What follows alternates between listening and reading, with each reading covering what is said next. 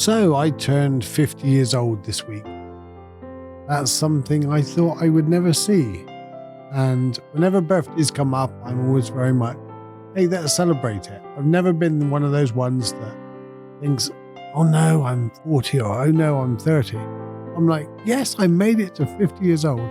And being paralysed since 18 years old, you know what, when I was lying in that hospital bed, I thought, do you know what? If I have 10 years being paralysed, sitting down, my body the way it ended up, I thought I would I thought that'd be good. 10 years, I thought I'd be pretty good with that. But no, here I am, 50 years old, 31 years in a wheelchair. I think that's going pretty damn well. So yeah, thank you, body. Thank you, life. Thank you. Much gratitude to every cell in my body that, just works tirelessly to keep me here and keep me alive and give me this wonderful experience of life. And I thought, with a wonderful irony and a twist, I spent the evening up at the crematorium on a carol singing evening. It was a lovely evening. It was a wonderful reminder of the people we lost, wonderful reminder of Jesus being born and the life cycle.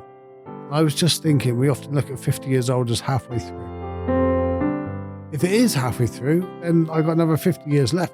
Brilliant. But boy, I don't think that's the case. But yeah, 50 years old, sat at the crematorium. What a time for reflection. And I did. Many people I've said goodbye to there, including my friend Claire Brooks, in her 30s. And I said goodbye to many other people, Mrs. Knowles. There's so many other funerals that I've been there. And Mrs. Knowles' funeral, I was really saddened, actually, because there was not very many people there. I said to the vicar at the time, isn't it really sad that not many people came to her funeral? And he goes, that's not sad. I mean, she outlived many of her friends. I looked at it completely different. I thought, wow, yes. And I thought about whenever you see these huge funerals with literally hundreds and sometimes thousands of people, it means that they died too early, maybe. I don't know. What the universe does is way above my pay grade. But yeah, it was a wonderful reflection on our legacy. So I thought that's my next podcast, because I want to talk about our legacy and what we do. And we all want to leave a legacy of some kind, but I'm not going to go into detail with that. I want to talk about becoming whole. I said to a friend that emailed me and talked to me about this, and she said about being single and becoming whole. And I just thought, let's do a podcast about it. And this is my favorite subject. I love it. Whenever I come alive, whenever I'm talking about becoming integral, becoming whole, becoming the best possible human, what does it mean? What does it look like? How can we do it? Does it improve our relationships? All those things. So we're going to cover those topics on today's podcast. And today's podcast is about becoming whole. So I'm Steven Webb. This is Stillness in the Storms, a podcast that helps you to get through the most difficult times in life. A podcast that helps you to expand your mind and expand the way you live and really become more whole. Enjoy life more, to improve your relationships, improve just the way you live, and just get more joy out of it. And I really want to cover the subject of what does it mean to become whole. So why is it important? Let's cover that to begin with. And why is it important? Well, it will improve every aspect of your life. The more you integrate being human and the experience here of being human, the more you will start to love life and enjoy life. The more gratitude you'll have for every moment. It won't always be great. You won't get to that place of peace, joy, and enlightenment and be happy ever after. You will end up having more sadder, lonely times as well. But you'll also have the better, happier, joy, peace, enlightenment times as well. It's about integrating both. You'll become less of a victim. You'll recognize your feelings more often. You'll take notice of them. And what does it mean by becoming whole? Well, for many, many years, I suffered from shame, and I never knew I did. Not me. I haven't got a chip on my shoulder. I'm not one of these people that suffers from shame and things like that. I'm doing really well in life. I'm always happy. But I couldn't ask people for help. If someone offered me help, I would say, no, I'm okay. Fine, thanks. And I never realized why. And then I was looking at trying to fundraise for a new electric wheelchair. And one of my fellow counsellors said to me, why don't you just ask people? I can't ask people. I would ask people, I've got to give them something. He said, no, you do many things for people. Why don't you just ask them to fundraise? Ask them to donate towards a new electric wheelchair for you. You deserve it. I was like, no, can't do that. I've got to raise money for charity. I've got to do this, got to do that. And I asked and they gave. And a few months later, I bought a new electric wheelchair. And it made me think about something an ex said to me one day. And we were sat in my dining room and I cannot remember the discussion. But she said something to me and it triggered me. She looked up and goes, there's the problem. See, you've got a problem with being disabled. You have this chip in your shoulder. And she didn't say it in that way. I cannot remember the exact sentence she said. But it really pissed me off. And my normal reaction would be, you're wrong. That's all. You have no idea. You don't know what you're talking about. And I would argue it and I'd fight it. But I didn't. I sat there and thought, you know what? Maybe if it affects me, maybe if it bothers me, maybe she's right. Maybe there's something there. Now then, I don't think she was bang on right. However, she was right that I had this deep shame about my disability. I didn't feel like I had earned my right to be disabled. Bizarre. Here I am, severely paralysed. But when I see other people that are disabled, I'm like, wow, you do so well in life. But I had this deep shame about, I was the one that broke my neck and I was a dumbass that did it. So I had a real shame about that. Asking people for my help is like, well, how can I ask someone for my help when I was the one that went and dived into the pool? I was the dumbass that night. So when anybody says to me, you're an inspiration, Stephen, and you're doing so well and you're doing so amazing, I didn't believe them. I thought, no, I'm not. I'm the dumbass that dived into a pool. I created my accident. I don't deserve all this help. I don't deserve all these things. And all these great things that people do and help me with and fund for me and things like that. I feel that I've got to pay my way and pay it all back because I don't deserve it. And there it was. There was my shame holding me back for 30 years. 29 years maybe. I can't remember quite when this was. And suddenly I felt free. Suddenly I could see it. Do I still feel shame? Yes, that voice still comes up. But I've integrated it as part of my life now. I still feel shame about the action that I did that night. I was a dumbass that dived into the pool. But because I integrate that and that feeling, I now have the ability to go, do you know what? It's not that they're complimenting me on when they say you're an inspiration. It's because the other things I do since then is what I've done with it. So I integrate that. So becoming whole is about not denying the bits you don't like or the bits that affect you or bother you.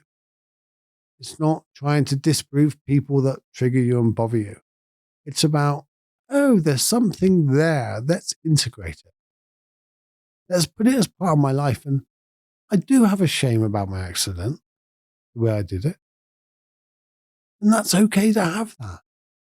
But it no longer controls me. It no longer affects me in my daily things. So when someone offers to help me, my original trigger used to be, no, deny it, walk away. No, say no, I'm fine, I don't need it. Now my initial reaction is, okay, help me. And yeah. So when someone pays me a compliment now, I take it and I'm grateful for it. So when I say about coming whole, integrate the things we don't like as well, because they're the things that are holding you back more than anything else. They're the things you fear going. Someone says something that pisses you off, go there. Sit down peacefully. Don't argue. I'm not saying argue back and say they're wrong or anything. I'm saying sit in silence later that day and go, maybe they're right. Maybe they're right. And with that attitude of openness, we listen to more voices within. And the more voices we listen within, those quiet ones that are screaming out that we're trying to deny, and those loud ones that we hear all the time that we tend to focus on way, way too much, you integrate them all and you kind of leveling them out. Instead of denying the ones we don't want, we enhance them a little more. And instead of giving all the attention to the ones that we enjoy, we lessen them a little bit. Doesn't mean to say we don't enjoy them. But where does this really help us? And I tell you one place this really helps us becoming whole is in relationships and being single and being in a relationship. Now then, this is where my favorite subject really comes alive. And that is, we're not attracted to opposites. No. We have this old thought that opposites attract. And it feels like it, and it looks like it. But bear with me a minute. Just open your mind for a moment and consider this. It looks like it from the outside when you look at couples. So you'll look at that band member that's on stage singing, and they tend to date someone that's quite quiet on the front row. And one sec. Quite quiet on the front row. And so you got the extrovert on stage dating the introvert on the front row. And it looks like they're completely opposite. And they are to the person looking from the outside. But really, that one on stage wants to enhance that quiet voice inside of them. And the one in the front wants more of that louder voice. They want to become that. So what we do is we end up dating somebody that looks opposite to us. That narcissist dates the really quiet person with the quiet voice that isn't controlling, that isn't able to take control of situations and make decisions, seem to be attracted to the person that makes decisions and takes control, and vice versa. And it's because that person wants to have more control and make decisions. But instead of them enhancing it and growing that courage and muscle in themselves, they date somebody that does it for them. And vice versa. That narcissist and I'm saying narcissist, look, we're all narcissists in some respect. I'm not talking about a psychopathic narcissist. I'm not talking about the worst kind.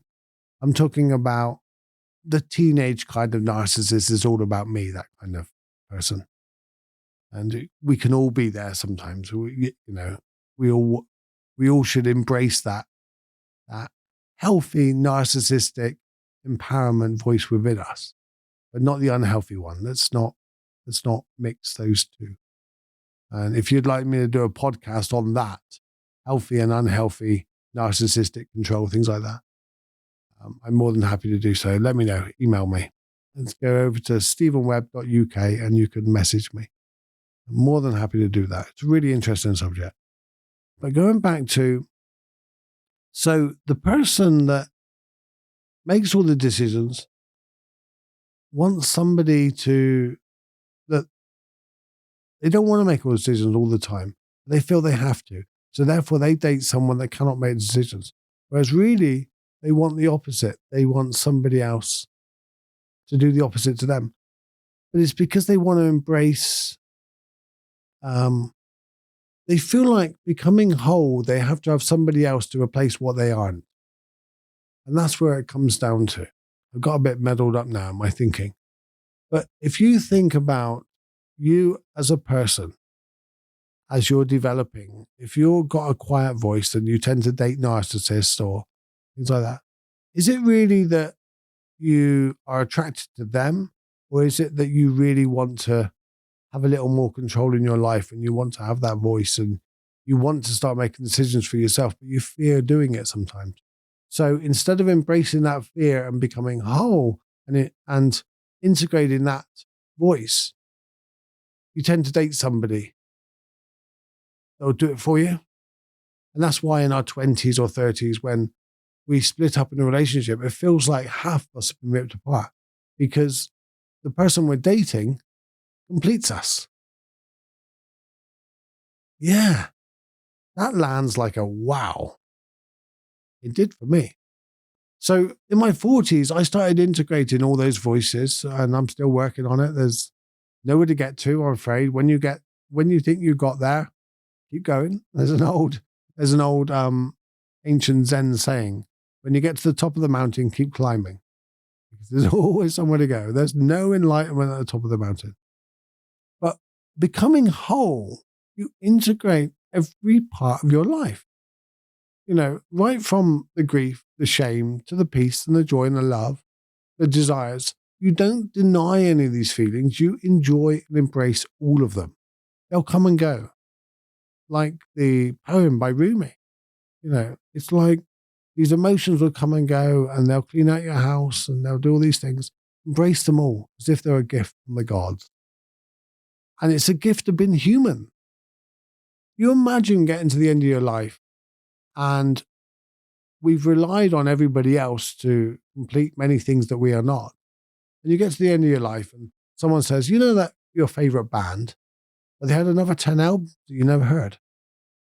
Or, clothes, things like that. And there was extra clothes, or there was all these other modes in your car that you never switched on because you never knew about them. But that's what it's like. We deny all those extra modes. We deny all these other feelings because they're a bit uncomfortable. But when you embrace slight uncomfort, you don't only unlock that, you unlock the opposite at the same time. When you embrace making decisions, if you find it difficult, you unlock the ability to take control of your life as well, rather than having someone control your life. I hope this makes sense. So, how do you do this? One of the things you can do is think of two people that you admire. It could be famous people, it could be just somebody from history or somebody your friends or anything like that. Think of two people you admire. And you can write this down. This is a really good exercise. Write this down and email me. But two people you admire. And think of the traits that you admire about them. And for me, it would be like Bill Clinton. And I love the way he talks and the way he embraces what seems to be the wisdom and the talks and the openness to be able to communicate really well, despite politics. Put politics aside for a minute. And Junpo, my teacher, and Doshin, and many other teachers that I've had, their calmness and ability to stay wise and calm when everything is going really wrong. Now, I really admire them, but I'm learning to do that in my life. And then things are okay. Things are becoming more whole and you just integrate it. And then the more you integrate, the more skills you have, the more ability to be able to do all these things. Suddenly, there you are, not worried about life, not worried about what comes up because you already have the skills. You don't need the other person, a different person. You don't need your teacher. You don't need any of those things. The perfect teachers don't say, right, I'm not going to teach you anything, but I'm going to hang out with you just in case you need that. The perfect teacher teaches you to use those skills. And that's the point of becoming whole, is don't, become your teacher. Be better than your teacher, but integrate it in your life. Don't rely on somebody else. Don't rely on life. Don't rely on the government or anybody else. Integrate everything in your life. Listen to those quiet voices. Invite the quiet ones to speak up. If you find decisions hard, start making smaller decisions and then grow that muscle to do that. by not becoming whole, what you're doing is you're asking someone else to go to the gym and do the running for you, and you hang out with them in some weird way that we think we'll get the benefit from it. No, you won't. No, you won't. So that's what I talk about when I talk about becoming whole. Let me know if that helps. I'm going to go up to my parents right now because they've organized a kind of party for me for my 50th. And I'm already about a minute late, so I'm going to have to go. And they're up there waiting for me. So look, I love you guys. You guys are awesome. Become more whole. Integrate everything. Listen to those quiet voices. Stop looking for somebody else to do it for you. Stop looking for your teachers to hang out with you just in case you need them. Embrace all of those quiet voices within. Soften the louder voices within that you always go to. Embrace the good and bad times. Make it all part of it. And if you didn't listen to my last week's podcast, I talked about the stick, the both ends. Stop chopping the stick down. Listen to last week's podcast and you'll know what I mean. Look, take care. Have an awesome week. Head over to stevenwebb.uk. If I help in any way, treat me to a coffee. That would be awesome. It helps me with editing. It helps me with paying for the platform that my podcast goes out on. And it helps me to build my email list so I can email you and let you know. All those things cost a little bit of money. So if you head over to stevenwebb.uk and treat me to a coffee, I don't really buy a coffee. It just helps me do all these things, the editing, things like that. So really appreciate it. Otherwise, look, just have an awesome week and I will see you next week. Take care.